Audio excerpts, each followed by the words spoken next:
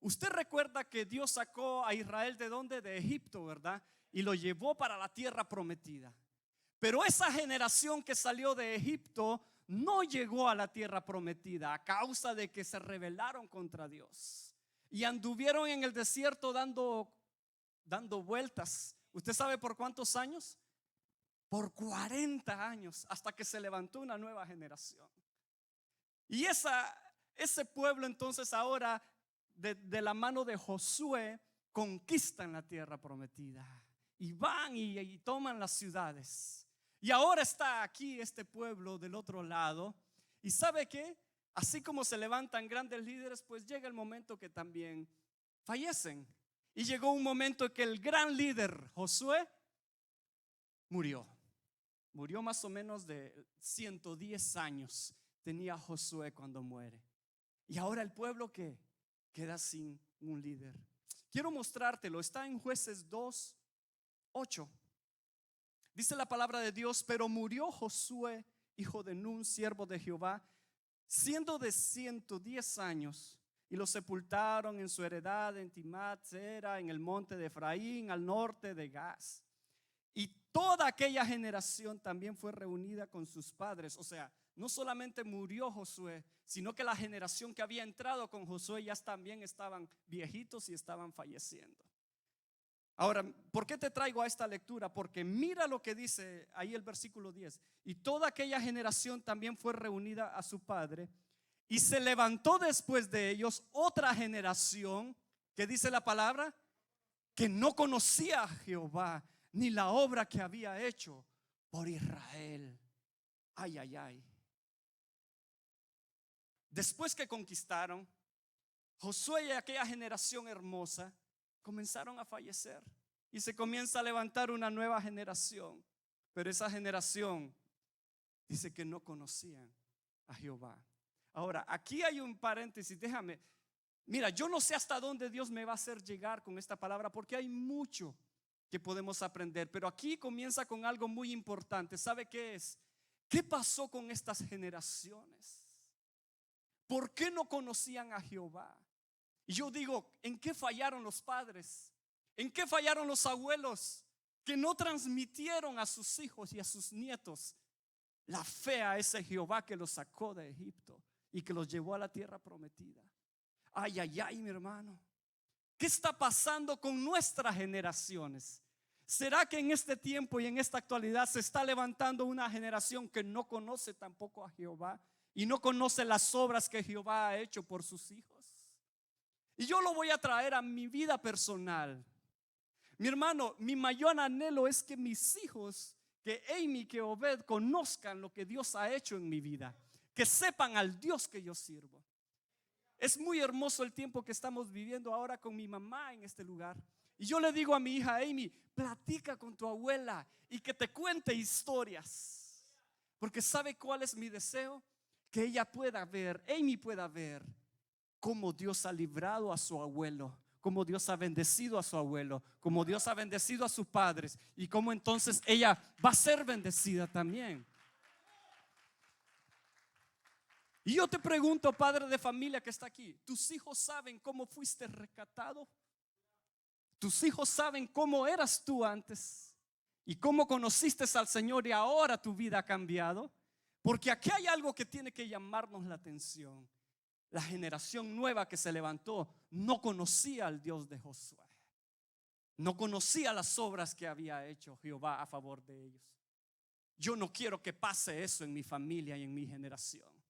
Cuando la palabra de Dios dice que cielo y tierra pasarán, mas su palabra no pasará. De generación en generación tenemos que pregonar sus dichos y anunciar sus poderosos hechos, dice la palabra. Tus hijos tienen que saber que tú eras un pecador y que Cristo salvó tu vida. Mi hija sabe de que yo padecía de una enfermedad y que Dios sanó mi vida. Todos estos hechos tenemos que transmitirlos a nuestras generaciones. Y aquellos que son abuelos, ay, tienen una gran oportunidad de poder contemplar la siguiente generación. Tus nietos no van a ser como esta generación, que no conocerán a Jehová. Tus nietos van a conocer a Jehová pero porque tú se los vas a mostrar, porque tú se los vas a enseñar. Amén. Mire que aquí hay algo que nos hace llamar mucho la atención de inicio de esta palabra. Y entonces esta generación comenzó con un proceso, mire mi hermano, que recuerda que en el desierto dieron vueltas físicamente, pero de aquí en adelante, el pueblo de Dios comienza a dar una vuelta, pero espiritualmente. Déjame te explico por qué. Porque venía Dios y los bendecía, y venía Dios y los tenía en buen tiempo. Oh, qué lindo, adoraban a Dios, conocían a Jehová, pero de repente como que se enfriaban. Y de repente como que y cuando se enfriaban, comenzaban a buscar a otros dioses, comenzaban a hacer lo malo ante los ojos de Dios, y comenzaban entonces a cometer pecado ante Dios. Y cuando cometían pecado ante Dios, Dios se encendía en ira. Y sabe que dice que no es que Dios los castigaba, simplemente es que Dios los entregaba en manos de los enemigos. Y entonces venían enemigos y atacaban al pueblo de Israel, atacaban al pueblo y lo sometían y lo hacían sufrir. ¿Me está siguiendo? Y después de que estaban sufriendo, entonces ahí sí clamaban a Jehová. En el tiempo de angustia clamaban a Jehová. Y entonces Jehová venía y levantaba a un hombre o levantaba a una persona que venía a librar al pueblo nuevamente. Y cuando ya eran libres, cuando Dios daba la victoria, entonces otra vez estábamos aquí donde iniciamos, en el lugar de bendición, en el lugar donde Dios nos quiere tener. ¿No te parece que esto es muy familiar a nosotros? ¿No te parece que a veces así nos comportamos nosotros en este círculo? Estamos bien con el Señor, pero de tan bien que estamos, que nos relajamos y comenzamos a enfriarnos. Y en medio de eso que nos enfriamos, cometemos errores, cometemos pecado y ofendemos a Dios. Y de repente entonces viene no el castigo de Dios, sino la consecuencia del pecado y de los errores que tú y yo cometemos. ¿Sí me entiende? Es la consecuencia del pecado. Y cuando estamos en el tremendo tiempo de angustia, ahí sí, ¿verdad?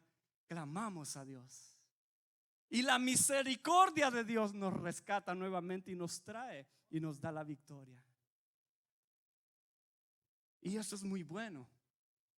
Pero no tenemos que seguir practicando ese círculo como lo hizo el pueblo.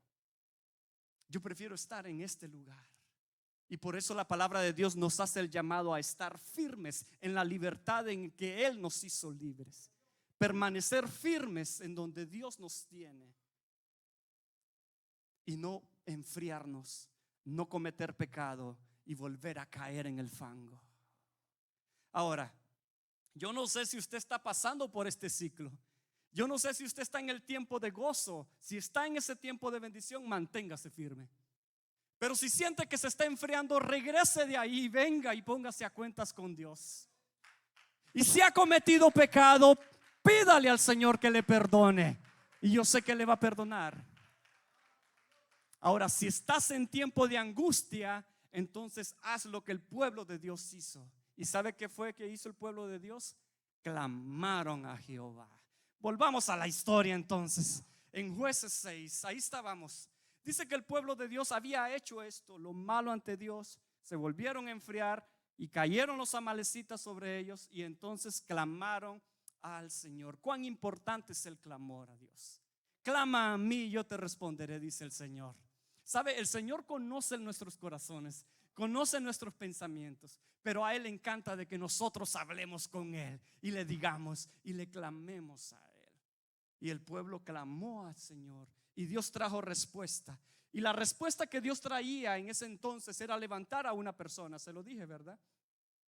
Ahora levantó un profeta. Y me llama la atención que este profeta no vino para decirle su futuro. Este profeta vino para recordarle su pasado. Y en Jueces 6, capítulo 6, versículo 7, dice: cuando los hijos de Dios clamaron a Jehová a causa de los madianitas, Jehová envió a los hijos de Israel un varón profeta, el cual les dijo: así ha dicho Jehová, Dios de Israel, yo os hice salir de Egipto y os saqué de la casa de servidumbre, os libré de la mano de los egipcios y de la mano de todos los que os afligieron, a los cuales eché delante de vosotros y os di su tierra. Y os dije, oiga lo que Dios le dijo: yo soy Jehová vuestro Dios, no temáis a los dioses de los amorreos en cuya tierra habitáis. Pero no habéis obedecido mi voz, dijo Jehová. Y es que el pueblo se volvió a otros dioses. No conocían a Jehová, comenzaron a adorar cualquier cosa que se les presentaba enfrente. Así pasa, así sucede. Y entonces, en ese entorno lamentable, en ese entorno difícil, Dios llama a una persona que se llama Gedeón. Diga conmigo, Gedeón. ¿Usted conoce a Gedeón y su historia? Pues esto es lo que habla este capítulo acerca de Gedeón. Y Gedeón, así como todo el pueblo de Israel estaba en las cavernas, así como todo el pueblo de Israel estaba también temeroso de que venían los madianitas y nos robaban las cosechas y nos tenían pobres, Gedeón ahí estaba también él, con temor, escondido quizás. Libro de Jueces 6:11 dice la palabra de Dios: y vino el ángel de Jehová. ¿Quién llegó? El ángel de Jehová, y se sentó debajo de la encina que está en Ofra, la cual era de Joás Bieserita, nombres. Y su hijo Gedeón estaba sacudiendo el trigo en el lagar. Vuelvo a repetir, y su hijo Gedeón estaba sacudiendo el trigo en el lagar para esconderlos de los madianitas. Y el ángel de Jehová se le apareció y le dijo: Jehová está contigo, varón esforzado y valiente. Yo quiero que mire esta escena. Es un hombre que está sacudiendo el trigo, trillando. Usted sabe lo que es eso, ¿verdad? El trigo, ya cuando estaban por cosecharlo, lo comenzaban a soplar para que se fuera la paja y quedara solo la semilla. Usted conoce de eso. Pero me llama la atención que eso se hace en el campo, al aire libre. Pero él está ahí temeroso, escondido en un lagar. ¿Usted sabe lo que es un lagar? Se lo explico. El lagar es un tanque en el cual se coloca la uva y vienen las personas y se paran sobre las uvas para poder extraer el jugo, y de ahí sacan el vino. ¿Y qué estaba haciendo este hombre con el trigo ahí? Realmente era un lugar seguro que él había encontrado, ese tanque ahí escondido, de que no vinieran los de Madián a robarle el trigo. Pero mire qué interesante, que ahí está. No creo que sea mucho trigo el que tenía, quizás era poquito, y estaba cuidándolo. Y en medio de eso el ángel de Jehová le dice: Jehová está contigo, varón esforzado y valiente.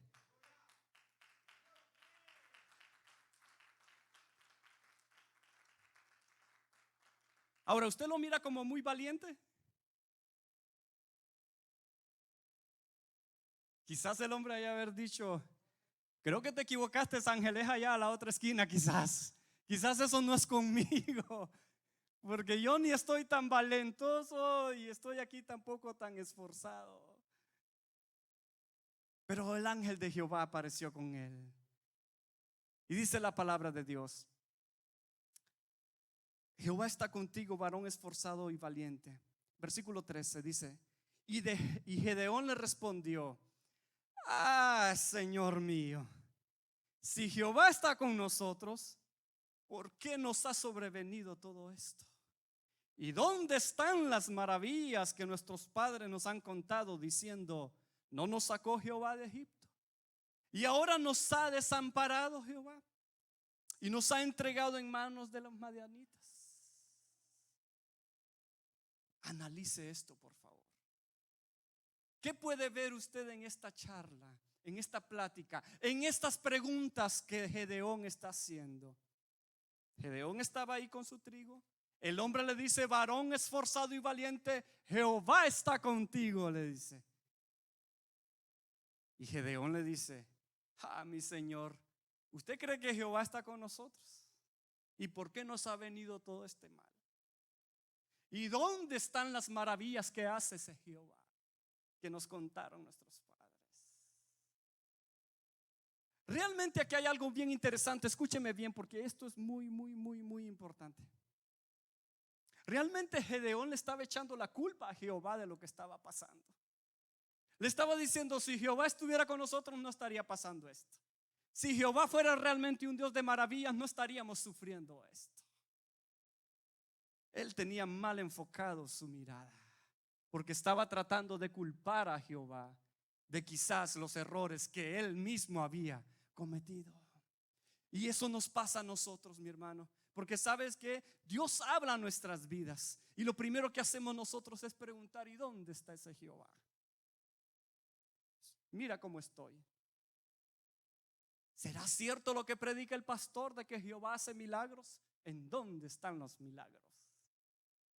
¿Será cierto lo que dicen ahí? Esta fue lo que Gedeón estaba diciendo. Versículo 14. Y mirándole Jehová le dijo: ve con esta tu fuerza y salvarás a Israel de los manos de madianitas. ¿No te envío yo? Versículo 15. Entonces le respondió: Señor mío, ¿con qué salvaré yo a Israel? He aquí mi familia es pobre en Manasés, y yo el menor en la casa de mi padre. Hago un stop ahí. Mi hermano, mira lo que está pasando aquí. Dios está llamando a Gedeón. Primero le está diciendo: yo estoy contigo. Dios te ha dicho a ti: yo estoy contigo, en más de una vez. Ahora, Dios le está encomendando una misión a Gedeón y le dice: ¿sabes qué, Gedeón? Tú vas a cambiar el entorno. Tú vas a cambiar la historia del pueblo. Tú eres seleccionado para transformar esta situación. Tú salvarás a Israel de los madianitas. Yo te estoy enviando, le está diciendo. Dios ha hecho llamados a nosotros. Yo he recibido un llamado de parte de Dios, y yo sé que usted ha recibido un llamado de parte de Dios. En más de una ocasión Dios le ha hablado a usted directamente, o le ha hablado a través de su palabra, a través de muchas prédicas en este lugar. Pero muchos de nosotros tenemos este mismo problema que Gedeón tuvo. ¿Y sabe qué? Gedeón comenzó a verse a sí mismo y dijo: ay, Señor, si mi familia es pobre de allá de Manasés, y yo soy el menor de mi familia. ¿Usted sabe lo que significa Manasés? ¿Usted sabe lo que significa? Significa olvido. Prácticamente Gedeón está diciendo: ay, yo soy de aquel pueblito que se llama Olvido, y mi familia la más pobre de ese pueblito, y yo el más pequeño de toda mi familia. Insignificante pueblo, insignificante familia, y un hombre insignificante, sin valor. Ahora yo pregunto: ¿quién le dijo a la familia de Manasés que era insignificante? ¿Cómo se cataloga una familia? Esta familia es pobre. Es la misma sociedad la que la misma sociedad la que nos da estas ideas, estos conceptos, y nos dicen: si no eres de la familia de apellido tal, esa familia no es buena. ¿Le ha pasado? En mi pueblo se sabe, en mi país se sabe que los que son familia de tal apellido, esos son los poderosos. Pero ¿qué de aquellas familias llamadas tal? Ay, ¿qué va? Por eso cuando Jesús se presentó ya en su ministerio, la gente decía: y es que podrá salir algo bueno de Nazaret, y es que va a poder salir algo bueno de ese pueblito. ¿Usted cree que salió algo bueno de allá de Honduras? ¿Irá a salir algo bueno de ahí de Santa Bárbara? ¿Qué de bueno saldrá de ahí de Guatemala? Ay, Guatemala, Dios santo, es el país del olvido. Y usted no sabe qué familia éramos nosotros. Éramos los más pobre del barrio. La sociedad comenzó a decirnos eso. Ahora, ¿quién le dijo a Gedeón que era insignificante? Porque él dice: yo soy el menor de mi familia. Pues fue su misma familia, la misma familia que quizás comenzó a hacer comparaciones de tu hijo. ¿Quién es este Gedeón? Ay, si fueras como aquel serías bueno. Pero Gedeón, Lo mismo le pasó a David, ¿se acuerda? Cuando querían elegir al rey, el papá presentó a todos los hijos, ¿verdad? Los grandes, fuertes y guapos. Y David, no, vete allá a cuidarlas.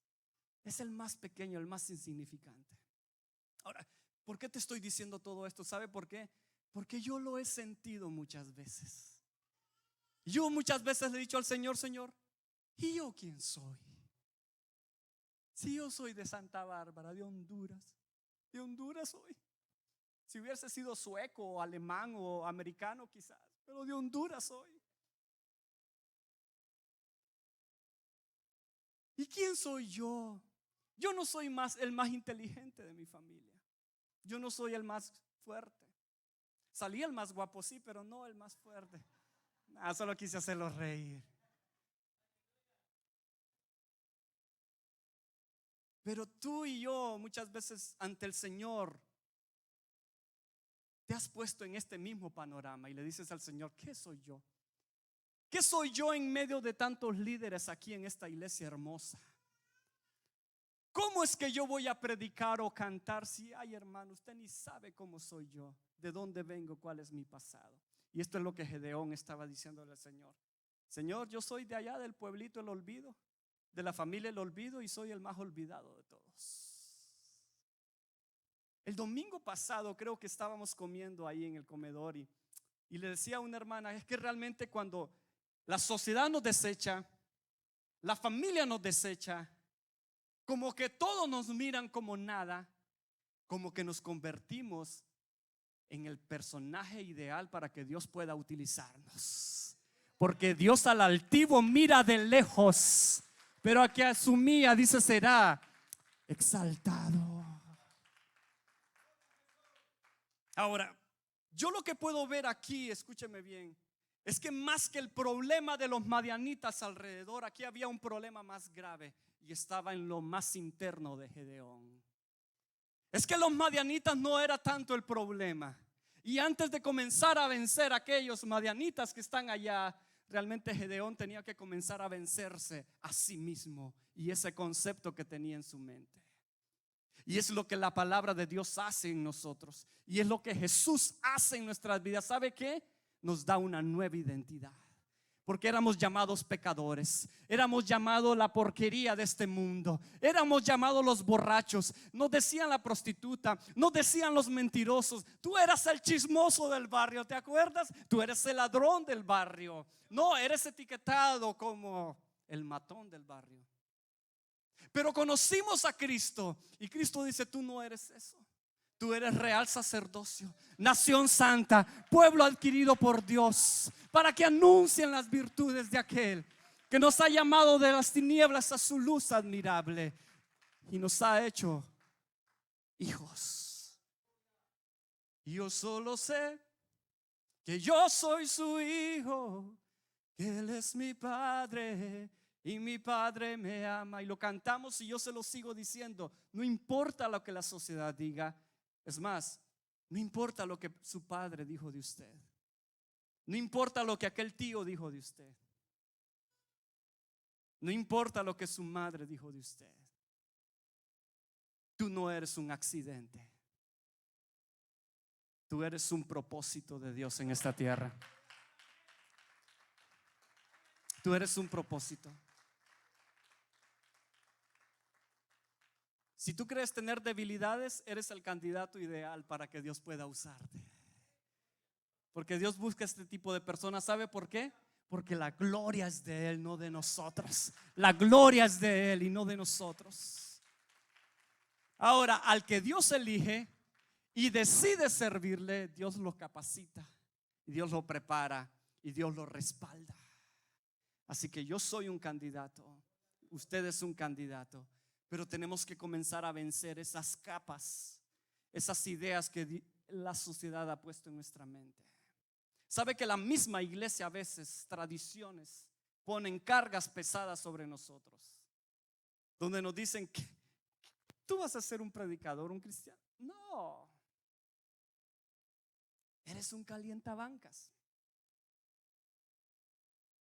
Eres uno que solo en la cocina puede servir. Eres uno que solo en la puerta puede servir. No vas a pasar de estar ahí cuidando esa cámara. No vas a pasar de estar ahí. Y ponen etiquetas y cargas sobre nosotros, de las cuales yo te digo, mi hermano, despójate de eso. Dios te ha llamado para cosas más grandes que esas. Ahora, ¿está bien lo que estás haciendo? Sí. ¿Tienes que estar en la cámara? Sí, mi hermano. ¿Tienes que estar en la computadora? Sí. ¿Tienen que estar en la cocina? Sí.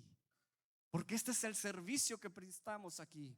Pero Dios te está llamando a que vayas más allá de eso, que te salgas del tanque en el que estás nada más cuidando el trigo y que comiences a avanzar a una misión más grande que Dios ha delegado en tu vida. Escúchame que esto no lo traía escrito, pero Dios me lo hace sentir de esa manera. ¿Sabe qué? Estamos cómodos en el tanque. En el tanque estaba Gedeón nada más cuidando nada más su trigo. Pero de ese tanque es donde el ángel de Jehová le llama y dile: salte de ahí, porque tú vas a liberar a este pueblo. Hay una misión más grande que estar en ese tanque. Hay una misión más grande que estar ahí nada más.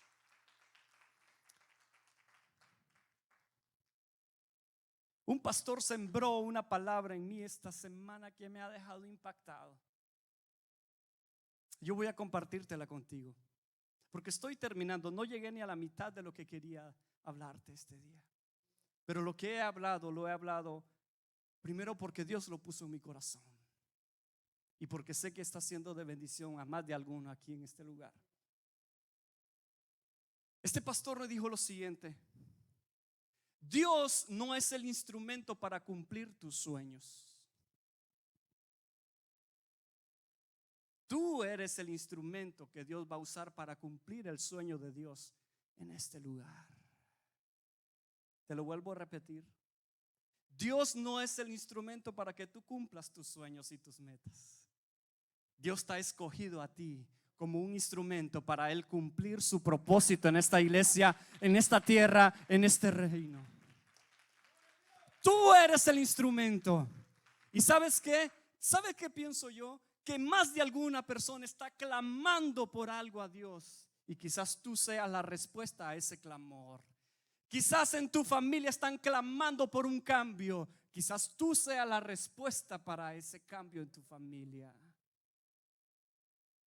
Pero tienes que atender el llamado de Dios y escuchar y quitar de tu mente todas esas cosas que han dicho negativas de ti y comenzar a creer lo que Dios dice. Y Dios te dice: tú eres un hombre esforzado y valiente. Y lo mejor, dice Dios: yo estaré contigo. ¿Qué hace Gedeón? Se salió del tanque. ¿Y sabe qué es lo primero que hace Gedeón? Le dice: ¿sabes qué, ángel de Jehová? Quédate aquí, por favor. Versículo 19.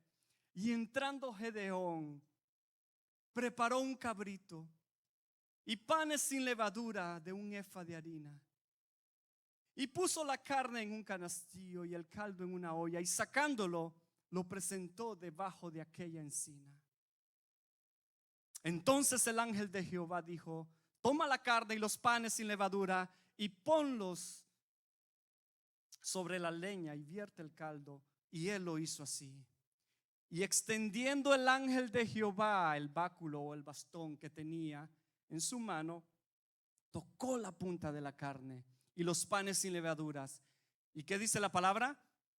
Y subió fuego de la peña, el cual consumió la carne y los panes sin levadura.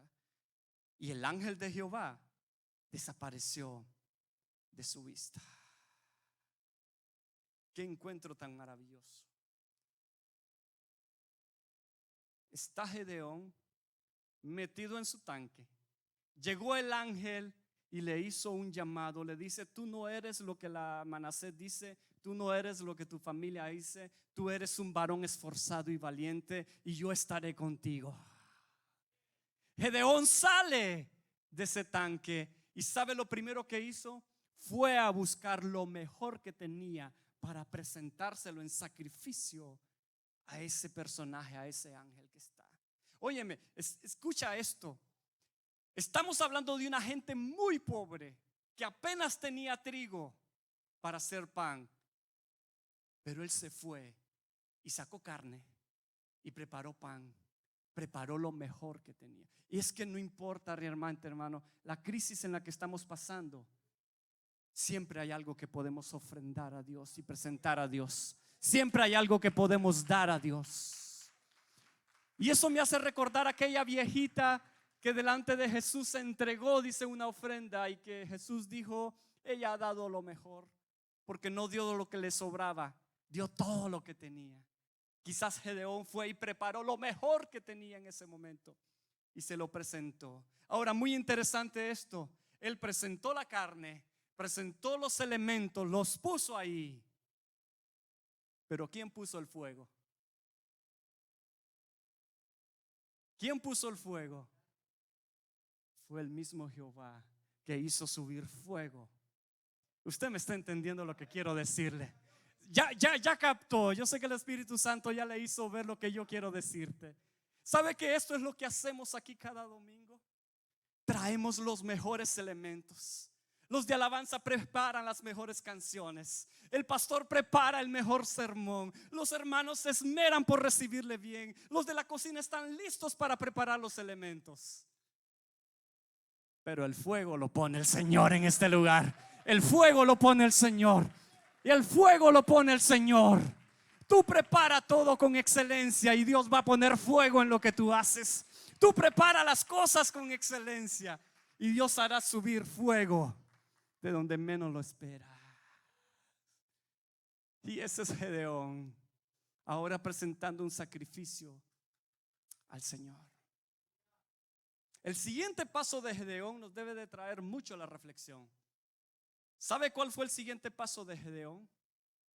Jehová le ordenó que tomara por ahí un toro y otro ternero más y derribaran una estatua que estaba en la misma casa de su padre y en la ciudad.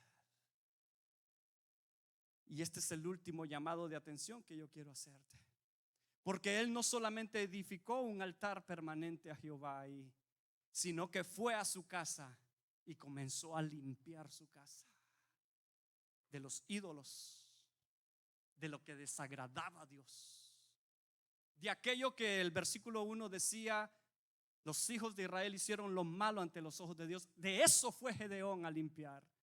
Es que vuelvo y repito, los madianitas no era el mayor problema de esta comunidad. El mayor problema de esta comunidad estaba primero en su corazón y luego estaba en su casa. Y Gedeón primero limpia su corazón, sacrifica ofrenda a Dios, pero luego va a su casa y comienza a limpiarla antes de ir por los cientos de madianitas que estaban afuera. Sí, es que antes de que comiences a salvar a Kansas City, salva tu casa primero.